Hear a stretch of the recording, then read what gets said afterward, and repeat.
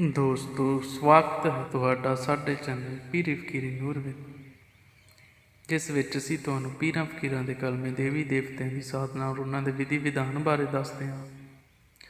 ਸੋ ਅੱਜ ਆਪਾਂ ਗੱਲ ਕਰਨ ਜਾ ਰਹੇ ਹਾਂ ਕਿ ਜਦੋਂ ਇਨਸਾਨ ਪਰਮਾਤਮਾ ਦੇ ਰਾਹ ਵੱਲ ਤੁਰਦਾ ਹੈ, ਉਸ ਰੱਬ ਵਾਲੇ ਰਾਹ 'ਤੇ ਤੁਰਦਾ ਹੈ,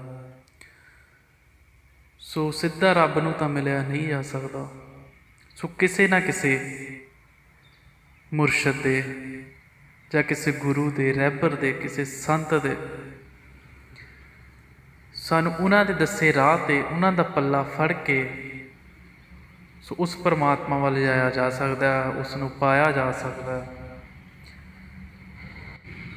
ਔਰ ਜਦੋਂ ਕੋਈ ਇਨਸਾਨ ਉਸ ਪਰਮਾਤਮਾ ਵਾਲੇ ਰਸਤੇ ਨੂੰ ਤੁਰਦਾ ਹੈ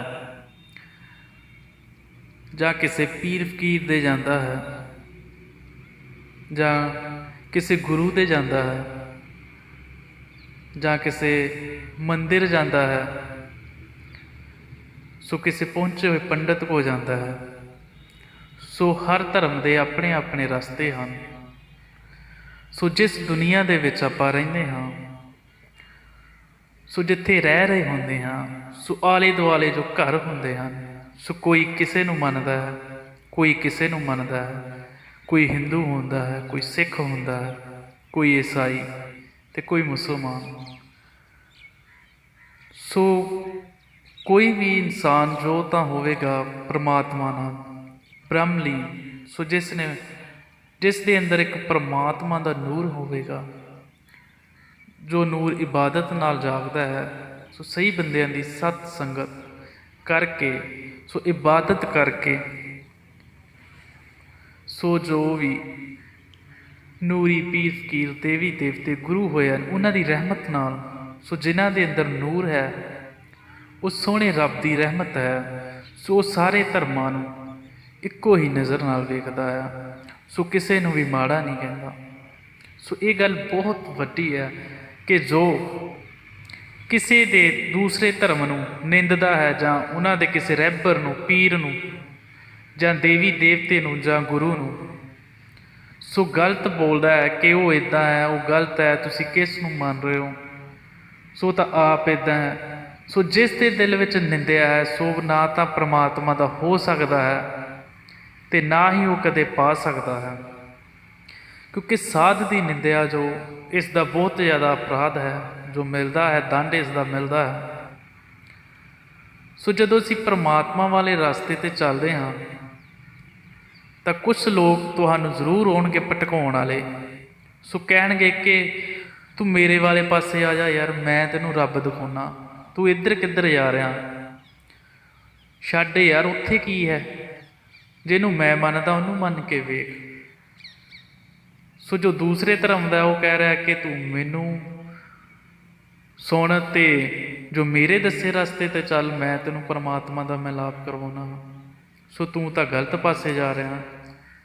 ਸੋ ਉਸ ਨੂੰ ਉਸਦੇ ਜੋ ਉਸਦੇ ਦਿਲ ਦਾ ਸਕੂਨ ਹੈ, ਜਿੱਧਰ ਉਸਦਾ ਦਿਲ ਕਰ ਰਿਹਾ, ਸੋ ਉਸ ਰਸਤੇ ਤੋਂ ਰੋਕ ਕੇ ਸੋ ਹੋਰ ਹੀ ਰਸਤੇ ਤੋਂ, ਜਿਸ ਚੀਜ਼ ਨਾਲ ਇਨਸਾਨ ਨੂੰ ਮੁਹੱਬਤ ਹੈ, ਜਿਸ ਪੀਰ ਫਕੀਰ ਗੁਰੂ ਦੇਵੀ ਦੇਵਤੇ ਨਾਲ ਮੁਹੱਬਤ ਹੈ, ਉਹ ਜਿੱਧਰ ਜਾ ਰਿਹਾ ਉਸ ਦਾ ਰਸਤਾ ਠੀਕ ਹੈ। ਪਰ ਕੁਛ ਲੋਕ ਹੁੰਦੇ ਆ ਕਿ ਕਹਿੰਦੇ ਆ ਕਿ ਤੂੰ ਮੇਰੇ ਵਾਲੇ ਪਾਸੇ ਆ ਜਾ, ਮੈਂ ਰੱਬ ਦਿਖਾਉਣਾ, ਮੇਰੇ ਵਾਲੇ ਪਾਸੇ ਆ, ਮੈਂ ਰੱਬ ਦਿਖਾਉਣਾ। ਸੋ ਤੂੰ ਤਾਂ ਗਲਤ ਰਸਤੇ 'ਤੇ ਜਾ ਰਿਹਾ। ਸੋ ਇਹ ਪੀਰ ਨਹੀਂ ਠੀਕ, ਇਹ ਗੁਰੂ ਨਹੀਂ ਠੀਕ, ਇਹ ਸੰਤ ਨਹੀਂ ਠੀਕ। ਸੋ ਜਦੋਂ ਪਰਮਾਤਮਾ ਵਾਲੇ ਰਸਤੇ 'ਤੇ ਤੁਰਦਾ ਹੈ ਤਾਂ ਜਦੋਂ ਉਸ ਨੂੰ ਮੁਹੱਬਤ ਹੋਣ ਲੱਗਦੀ ਹੈ ਉਸ ਪਰਮਾਤਮਾ ਨਾਲ, ਜਾਂ ਕਿਤੇ ਜਾਂਦਾ ਹੈ, ਤਾਂ ਇਸ ਤਰ੍ਹਾਂ ਦੇ ਲੋਕ ਜ਼ਰੂਰ ਮਿਲਦੇ ਹਨ। ਯਾਰ ਤੂੰ ਕਿੱਧਰ ਜਾ ਰਿਹਾ, ਤੂੰ ਸਾਡੇ ਵਾਲੇ ਪਾਸੇ ਆ, ਦੇਖ ਨਜ਼ਾਰੇ, ਇੱਧਰ ਰਹਿਮਤਾਂ ਨੇ, ਇੱਧਰ ਬਹੁਤ ਜ਼ਿਆਦਾ ਰਹਿਮਤਾਂ ਨੇ, ਔਰ ਇਹ ਰਸਤਾ ਸਹੀ ਹੈ, ਤੂੰ ਗਲਤ ਪਾਸੇ ਜਾ ਰਿਹਾ। ਪਰ ਮੁੱਲ ਸਿਰਫ ਇਬਾਦਤ ਦਾ ਪੈਣਾ ਹੈ, ਤੁਹਾਡੀ ਬੰਦਗੀ ਦਾ ਪੈਣਾ ਹੈ। ਸੋ ਜਿਹਨੂੰ ਵੀ ਮੰਨਦੇ ਹੋ, ਦਿਲ ਤੋਂ ਮੰਨਦੇ ਹੋ, ਉਸ ਦੀ ਇਬਾਦਤ ਕਰਦੇ ਹੋ ਤੁਸੀਂ 1-1.5 ਘੰਟਾ, ਤਾਂ ਤੁਹਾਨੂੰ ਜ਼ਰੂਰ ਫਲ ਮਿਲਣਾ। ਪਰ ਕੁਛ ਲੋਕ ਤੁਹਾਡੀ ਜੋ ਦਿਲ ਦੀ ਆਸਥਾ ਹੁੰਦੀ ਹੈ, ਤੁਹਾਡੇ ਦਿਲ ਦੀ ਸ਼ਾਂਤੀ ਹੁੰਦੀ ਹੈ, ਉਸ ਨੂੰ ਭੰਗ ਕਰਨ ਲੱਗੇ ਹੋਏ ਹੁੰਦੇ ਹਨ। ਉਹ ਲੋਕ ਐਸੇ ਹੁੰਦੇ ਹਨ ਜਾਂ ਤਾਂ ਉਹ ਕਿਸੇ ਹੋਰ ਧਰਮ ਨਾਲ ਸੰਬੰਧਿਤ ਹੁੰਦੇ ਹਨ, ਔਰ ਉਹ ਕਹਿੰਦੇ ਹਨ ਕਿ ਤੂੰ ਮੇਰੇ ਧਰਮ 'ਚ ਆ ਜਾ, ਮੈਂ ਤੈਨੂੰ ਰੱਬ ਦਿਖਾਉਣਾ। ਕੋਈ ਕਹਿੰਦਾ ਹੈ ਕਿ ਤੂੰ ਮੇਰੇ ਧਰਮ 'ਚ ਆ ਜਾ, ਮੈਂ ਰੱਬ ਦਿਖਾਉਣਾ। ਸੋ ਧਰਮ ਤਾਂ ਇੱਕ ਕਰਮ ਹੈ, ਸੋ ਜੋ ਸਹੀ ਕਰਮ ਹੈ ਉਹੀ ਧਰਮ ਹੈ। ਸੋ ਪਰਮਾਤਮਾ ਦੇ ਘਰ ਨੂੰ ਜਾਣ ਵਾਲੇ ਰਸਤੇ ਵੱਖਰ ਵੱਖਰ ਹਨ ਔਰ ਮੰਜ਼ਿਲ ਇੱਕ ਹੈ।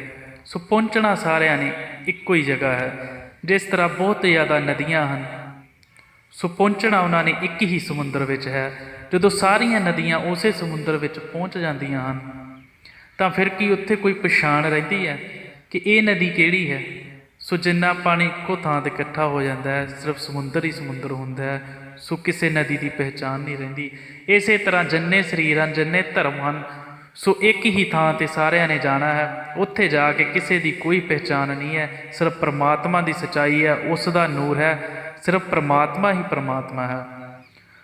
ਸੋ ਜੋ ਗੱਲ ਕਰਨੀ ਸੀ ਕਿ ਜਦੋਂ ਤੁਸੀਂ ਪਰਮਾਤਮਾ ਦੇ ਰਸਤੇ ਤੋਂ ਤੁਰਦੇ ਹੋ ਤਾਂ ਤੁਹਾਨੂੰ ਉਖਾੜਨ ਵਾਲੇ ਤੁਹਾਡੇ ਦਿਲ ਦੀ, ਮਨ ਦੀ ਸ਼ਰਧਾ ਨਾਲ, ਸੋ ਜੋ ਕੁਝ ਲੋਕ ਖਿਲਵਾੜ ਕਰਦੇ ਨੇ, ਸੋ ਤੁਹਾਡੇ ਦਿਲ ਨੂੰ ਉਸ ਟਾਈਮ ਜਦੋਂ ਤੁਸੀਂ ਜਾਂਦੇ ਹੋ ਤਾਂ ਤੁਹਾਨੂੰ ਉਹ ਰੋਕ ਟੋਕ ਕਰਦੇ ਹਨ, ਤਾਂ ਤੁਹਾਡੇ ਦਿਲ 'ਤੇ ਜੋ ਸੱਟ ਵੱਜਦੀ ਹੈ ਔਰ ਤੁਹਾਡੇ ਮਨ ਨੂੰ, ਤੁਹਾਡੇ ਮਨ ਦੀ ਸ਼ਾਂਤੀ ਨੂੰ ਭੰਗ ਕਰ ਦਿੰਦੇ ਹਨ ਕਿ ਤੂੰ ਤਾਂ ਯਾਰ ਗਲਤ ਰਸਤੇ 'ਤੇ ਜਾ ਰਿਹਾ, ਇੱਧਰ ਕਿੱਧਰ ਜਾ ਰਿਹਾ।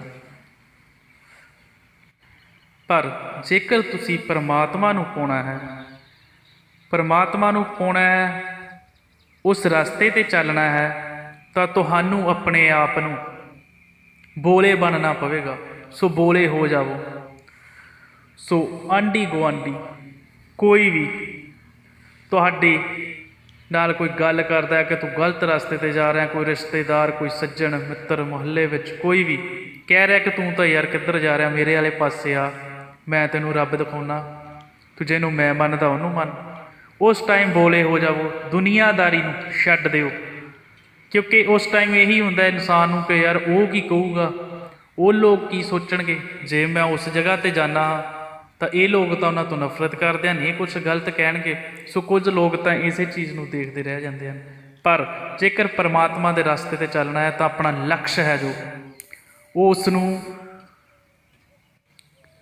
ਸਾਹਮਣੇ ਰੱਖ ਲਵੋ, ਆਪਣੇ ਲਕਸ਼ ਨੂੰ, ਕਿ ਮੈਂ ਇਸ ਲਕਸ਼ 'ਤੇ ਪਹੁੰਚਣਾ, ਔਰ ਬੋਲੇ ਹੋ ਜਾਵੋ। ਦੁਨੀਆਦਾਰੀ ਦੀਆਂ ਜੋ ਵੀ ਗੱਲਾਂ ਇੱਧਰੋਂ ਸੁਣੋ ਉੱਧਰੋਂ ਕੱਢ ਦਿਓ, ਸੋ ਸੁਣੋ ਹੀ ਨਾ ਉਹਨਾਂ ਦੀਆਂ ਗੱਲਾਂ।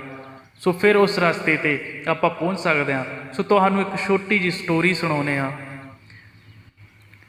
3 ਬੰਦੇ ਹੁੰਦੇ ਹਨ। ਸੋ ਉਹਨਾਂ ਨੇ ਕੰਧ 'ਤੇ ਚੜ੍ਹਨਾ ਹੁੰਦਾ ਹੈ, ਔਰ ਉਸ ਕੰਧ, ਉਹ ਜੋ ਕੰਧ ਹੁੰਦੀ ਹੈ ਬਹੁਤ ਵੱਡੀ ਜ਼ਿਆਦਾ ਹੁੰਦੀ ਹੈ, ਕੰਧ ਉੱਚੀ ਹੁੰਦੀ ਹੈ, ਔਰ ਉੱਥੇ 3 ਬੰਦਿਆਂ ਨੇ ਚੜ੍ਹਨਾ ਹੁੰਦਾ ਹੈ। ਸੋ ਜਦੋਂ ਚੜ੍ਹਨ ਲੱਗਦੇ ਹਨ ਤਾਂ 2 ਬੰਦੇ ਸਹੀ ਹੁੰਦੇ ਹਨ, ਸੋ ਇੱਕ ਬੋਲਾ ਹੁੰਦਾ ਹੈ। ਸੋ ਜਦੋਂ ਚੜ੍ਹਨ ਲੱਗਦੇ ਹਨ ਤਾਂ ਜਿਹੜੇ ਆਲੇ ਦੁਆਲੇ ਜੋ ਪਬਲਿਕ ਖੜੀ ਹੁੰਦੀ ਹੈ, ਜੋ ਲੋਕ ਖੜੇ ਹੁੰਦੇ ਹਨ, ਸੋ ਉਹਨਾਂ ਨੂੰ ਕਹਿੰਦੇ ਹਨ ਉਤਰ ਜਾਓ ਯਾਰ, ਨਹੀਂ ਚੜ੍ਹਨਾ, ਡਿੱਗ ਜਾਓਗੇ ਤੁਸੀਂ, ਸੱਟ ਮਰਵਾ ਲਓਗੇ, ਉੱਤਰ ਜਾਓ ਉੱਤਰ ਜਾਓ। ਸੋ ਜੋ ਤਿੰਨੇ ਜਦੋਂ ਚੜ੍ਹਦੇ ਹਨ ਤਾਂ ਅੱਧਾ ਅੱਧਾ ਜਦੋਂ ਚੜ੍ਹ ਜਾਂਦੇ ਹਨ ਤਾਂ ਡਿੱਗਦੇ ਹਨ, ਫਿਰ ਚੜ੍ਹਦੇ ਹਨ।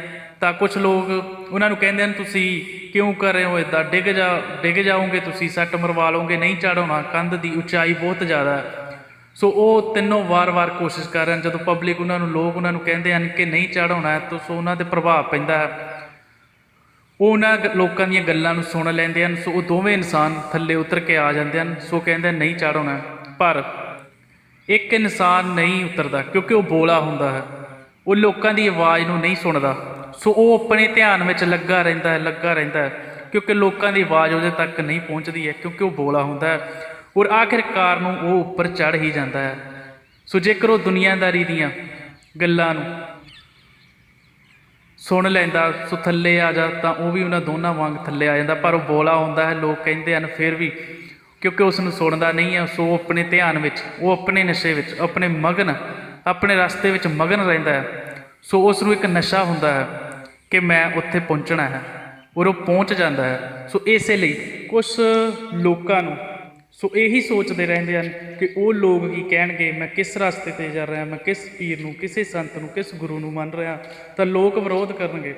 ਕਿਉਂਕਿ ਲੋਕਾਂ ਦਾ ਡਰ ਆਪਣੇ ਮਨ ਦੇ ਵਿੱਚੋਂ ਕੱਢ ਦਿਓ, ਕਿਉਂਕਿ ਜ਼ਿੰਦਗੀ ਅਨਮੋਲ ਹੈ, ਇਹ ਪਰਮਾਤਮਾ ਨੇ ਤੁਹਾਨੂੰ ਦਿੱਤੀ ਹੈ। ਇਸ ਦੇ ਹੱਕਦਾਰ ਸਿਰਫ ਤੁਸੀਂ ਆਪ ਹੋ। ਤੁਸੀਂ ਆਪ ਲੈ ਕੇ ਜਾਣਾ ਹੈ ਇਸ ਨੂੰ, ਕਿ ਮੈਂ ਇਸ ਨੂੰ ਕਿਸ ਰਸਤੇ 'ਤੇ ਲੈ ਕੇ ਜਾਣਾ ਹੈ।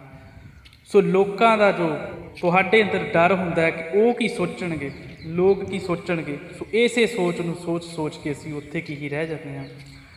ਸੋ ਇਹ ਜ਼ਿੰਦਗੀ ਅਨਮੋਲ ਹੈ, ਇਹ ਸਾਡੀ ਆਪਣੀ ਹੈ, ਸਾਨੂੰ ਪਰਮਾਤਮਾ ਨੇ ਦਿੱਤੀ ਹੈ। ਸੋ ਕਿਸੇ ਦਾ ਇਸ ਨਾਲ ਕੋਈ ਲਿੰਕ ਨਹੀਂ, ਆਪਾਂ ਸਿਰਫ ਸੋਚਦੇ ਹੀ ਰਹਿ ਜਾਂਦੇ ਹਾਂ ਕਿ ਉਹ ਕੀ ਕਹੇਗਾ, ਉਹ ਕੀ ਸੋਚੇਗਾ, ਕਿ ਮੈਂ ਕਿੱਧਰ ਜਾ ਰਿਹਾ, ਕਿਸ ਰਸਤੇ 'ਤੇ ਜਾ ਰਿਹਾ। ਸੋ ਜੇਕਰ ਤੁਸੀਂ ਆਪਣੀ ਮੰਜ਼ਿਲ 'ਤੇ ਪਹੁੰਚਣਾ ਹੈ, ਪਰਮਾਤਮਾ ਵਾਲੇ ਰਸਤੇ 'ਤੇ ਜੇਕਰ ਤੁਸੀਂ ਪਹੁੰਚਣਾ ਹੈ, ਚੱਲੋਗੇ, ਜੇਕਰ ਇੱਕ ਵਾਰੀ ਤੁਸੀਂ ਚੱਲੋਗੇ ਤਾਂ ਤੁਹਾਨੂੰ ਕਈ ਮੁਸੀਬਤਾਂ ਦਾ ਸਾਹਮਣਾ ਕਰਨਾ ਪਵੇਗਾ, ਕਿਉਂਕਿ ਦੁਨੀਆ ਨੂੰ ਇਨਸਾਨ ਨਹੀਂ ਜਿੱਤ ਸਕਦਾ। ਜਿਸ ਤਰ੍ਹਾਂ ਪਸ਼ੂ ਖੜ੍ਹੇ ਹੁੰਦੇ ਹਨ, ਸੋ ਉਹਨਾਂ ਵਿੱਚੋਂ ਕੁਝ ਬੈਠੇ ਹੁੰਦੇ ਹਨ, ਸੋ ਇਹ ਉਹਨਾਂ ਦਾ ਇੱਕ ਗੁਣ ਹੁੰਦਾ ਹੈ। ਸੋ ਉਹ ਸਾਰੇ ਇਕੱਠੇ ਨਹੀਂ ਬੈਠਦੇ, ਜੇਕਰ ਇੱਕ ਬੈਠਦਾ ਦੂਸਰਾ ਖੜਾ ਹੋ ਜਾਂਦਾ, ਦੂਸਰਾ ਖੜਾ ਹੁੰਦਾ ਤਾਂ ਇੱਕ ਬੈਠਦਾ। ਇਸ ਕਰਕੇ ਅਸੀਂ ਦੁਨੀਆ ਨੂੰ ਨਹੀਂ ਜਿੱਤ ਸਕਦੇ। ਜੇਕਰ ਇੱਕ ਤੁਹਾਡੇ ਨਾਲ ਸਹਿਮਤ ਹੋਵੇਗਾ ਤਾਂ ਦੂਸਰੇ ਧਰਮ ਦਾ ਤੁਹਾਡੇ ਨਾਲ ਤੁਹਾਨੂੰ ਤੁਹਾਡੀਆਂ ਕਮੀਆਂ ਤੋਂ ਇਸ ਤਰ੍ਹਾਂ ਜ਼ਾਹਰ ਕਰਵਾਊਗਾ ਕਿ ਆਹ ਤੁਹਾਡੀ ਕਮੀ ਹੈ, ਤੁਸੀਂ ਗਲਤ ਰਸਤੇ 'ਤੇ ਜਾ ਰਹੇ ਹੋ। ਸੋ ਉਸ ਚੀਜ਼ ਨੂੰ ਛੱਡ ਦਿਓ, ਆਪਣੇ ਲਕਸ਼ ਨੂੰ ਫੜੋ ਅੱਗੇ ਵਧਣ ਵਾਸਤੇ।